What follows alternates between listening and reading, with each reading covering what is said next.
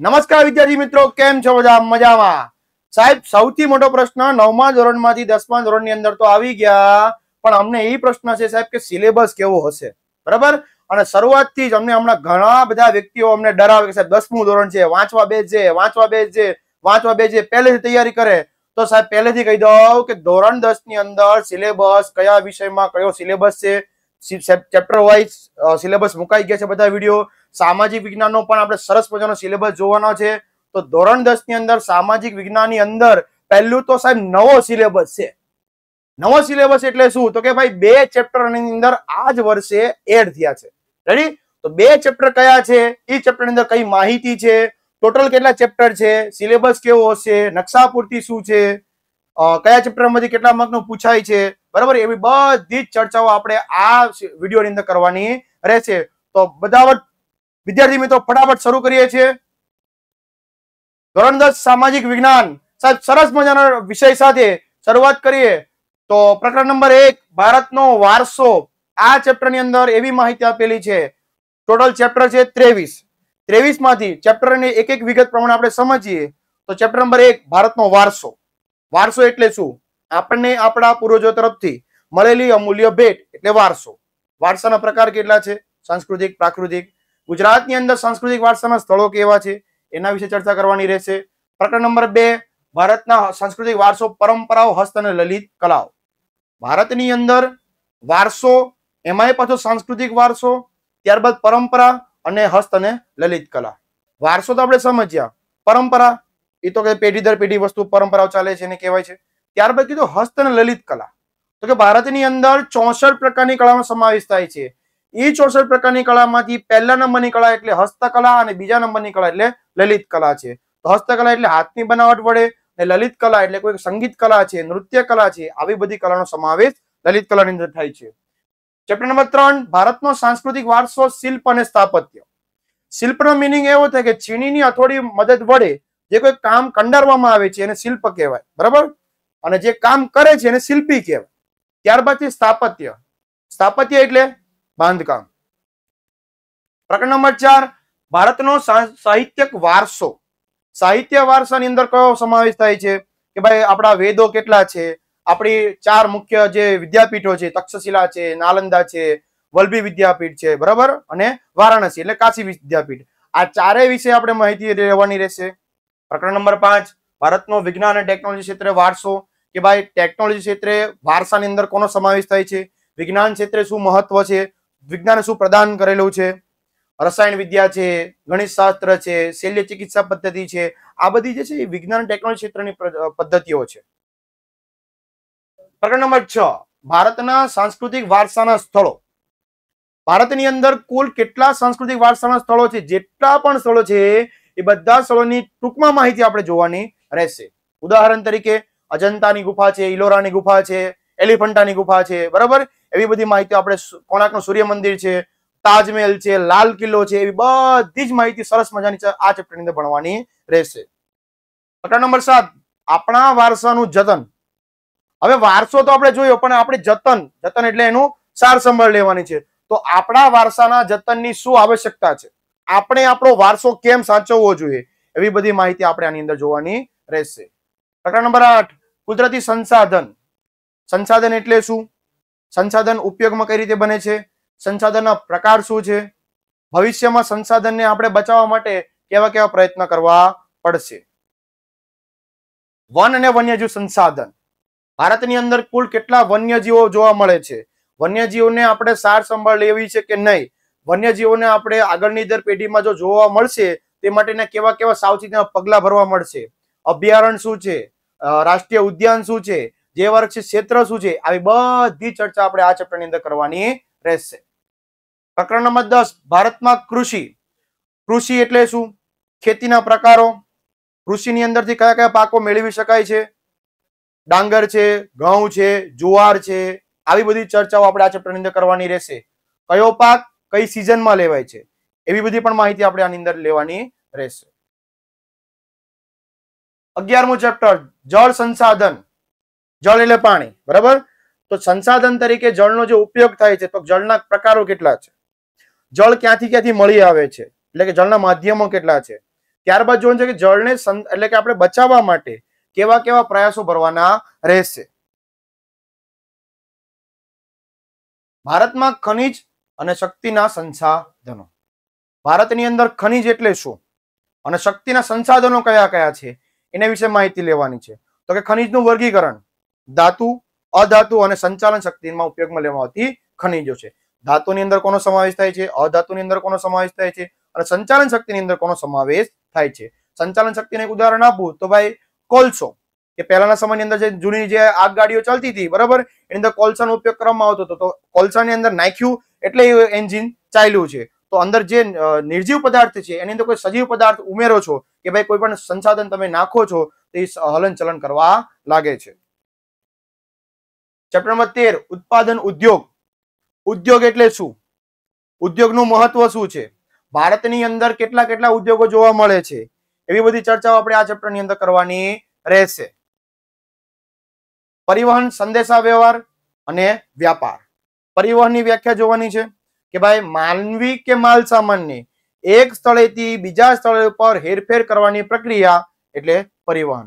ત્યારબાદ છે સંદેશા વ્યવહાર છે અને ત્યારબાદ વ્યાપાર. વ્યાપારના પાસે બે પ્રકાર, આંતરિક અને આંતરરાષ્ટ્રીય. આંતરિક તો કે ભારતની અંદર જે વ્યવહાર થાય છે એ બધો આંતરિક વ્યવહાર છે.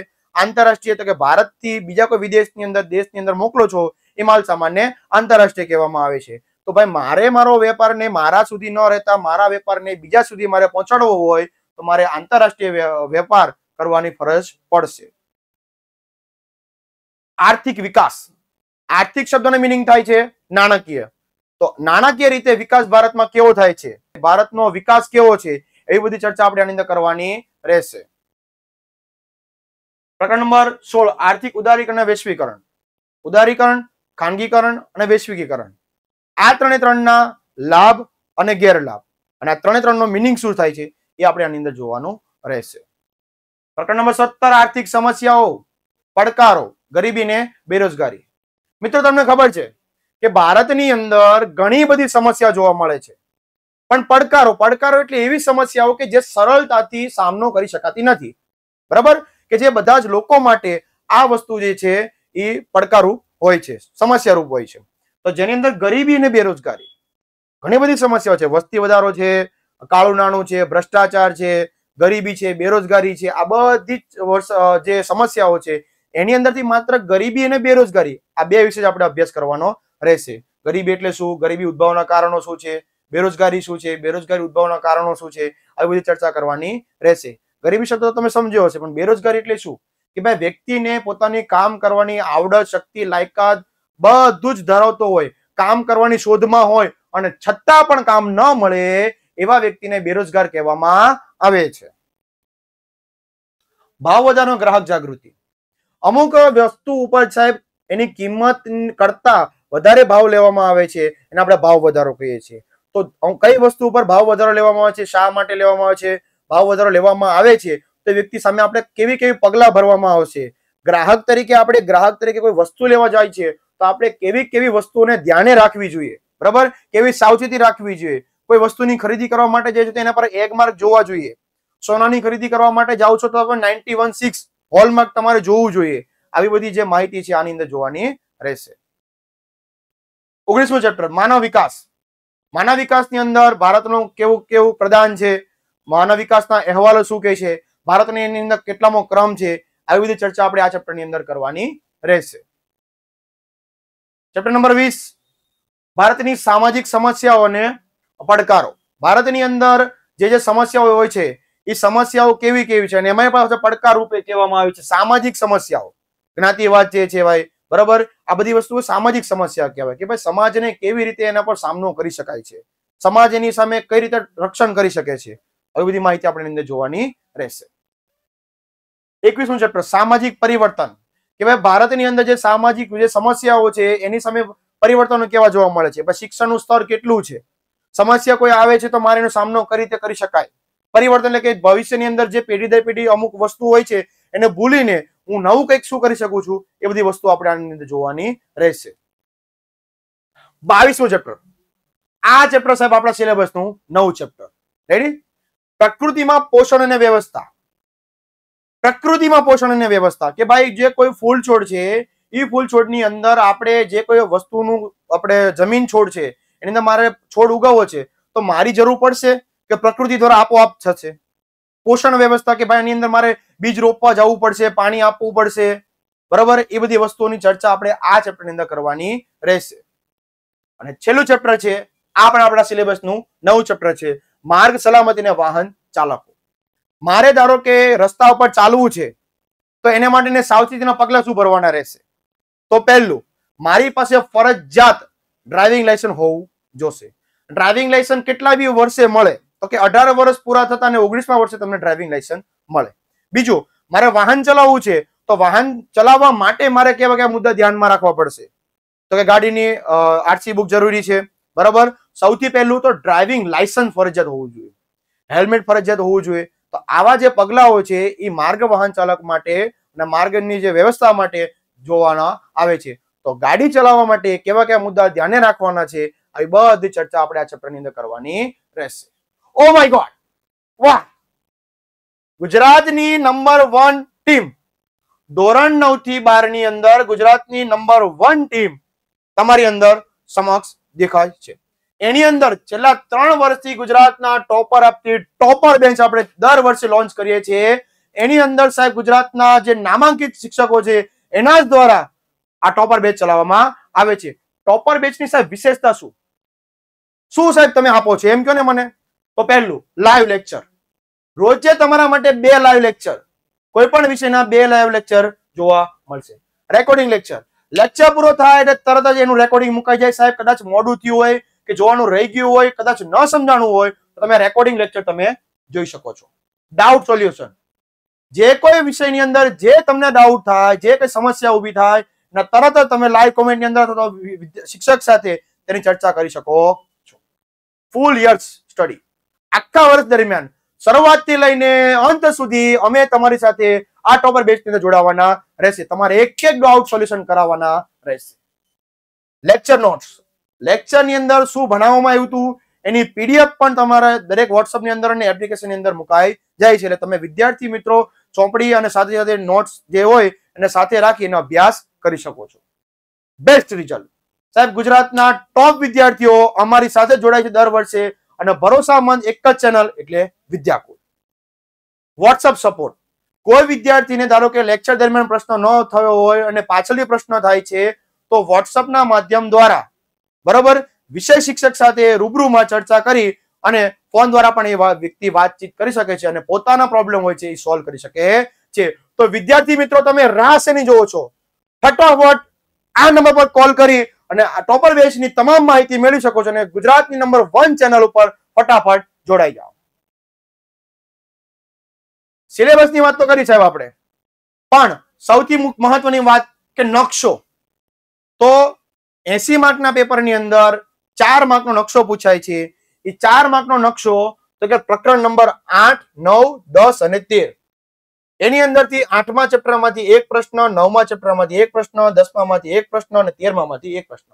એટલે દરેક 4 ચેપ્ટરમાંથી એક એક પ્રશ્ન પૂછાય છે અને એક એક ગુણ છે. 4 માર્કનો નકશો. રેડી? 76 માર્કનું પેપર અને 4 માર્કનો નકશો એટલે 80 માર્કનું તમારું પેપર રહેશે. વિભાગે, તો કે વિભાગ એ ની અંદર હેતુલક્ષી પ્રશ્નો છે, જોડકા, ખાલી જગ્યા, ખરા ખોટા, એક વાક્યના જવાબો છે, એ હેતુલક્ષી પ્રશ્નો રહેશે. 24 માર્કના હેતુલક્ષી પ્રશ્નો રહેશે. વિભાગ બી, તો કે એની અંદર જનરલ વિકલ્પ વાળું પેપર રહેશે. 2 માર્કના પ્રશ્નો છે વિભાગ બી ની અંદર રહેશે.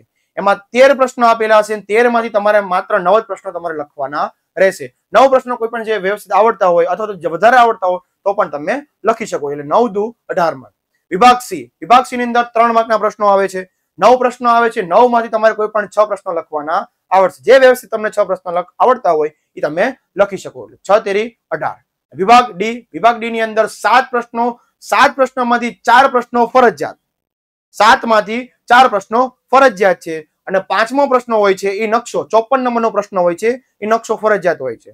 તો આવી રીતે આપણો આખું જે પેપર છે એની પણ આપણે ચર્ચા કરી, ફૂલ સિલેબસની ચર્ચા કરી અને આ વિદ્યાર્થી મિત્રો 23 ચેપ્ટર છે.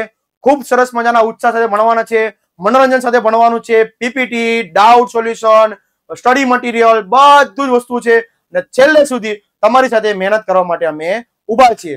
તો વિદ્યાર્થી મિત્રો વિદ્યાગુલની અંદર જોડાઈ જાઓ અને સરસ મજાના પ્લેટફોર્મની માધ્યમ દ્વારા આપણે આખા વર્ષ દરમિયાન બેસ્ટમાંથી બેસ્ટ રીતે મહેનત કરવાની છે અને બેસ્ટ રીતે ભણવાનું રહેશે.